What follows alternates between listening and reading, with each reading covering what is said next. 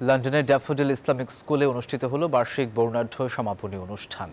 শুক্রবার হোয়াইট চ্যাপেলের কমার্শিয়াল রোডে অবস্থিত স্কুল হল রুমে আয়োজিত এই অনুষ্ঠানে শিক্ষার্থী, অভিভাবক ও বিশিষ্টজনেরা অংশ নেন।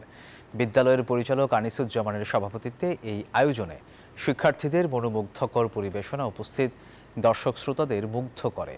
অনুষ্ঠানে প্রধান অতিথি ছিলেন প্রখ্যাত ইসলামিক চিন্তাবিদ ও ইস্ট লন্ডন মসজিদের খতিব শাইখ আব্দুল কাইয়ুম। বিশেষ অতিথি ছিলেন ইমাম আশরাফুল ইসলাম ও councillor Faruk Ahmed.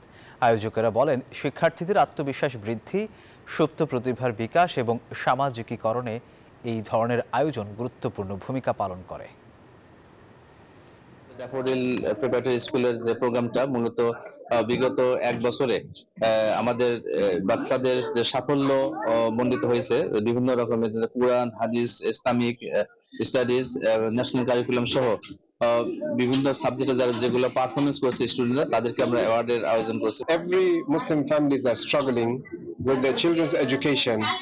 When we don't have this kind of facilities and they have to go to the normal schools, and we know what they are learning there. Bundle থাকলে প্রতি সেনমানিতে টাকা বাঁচবে।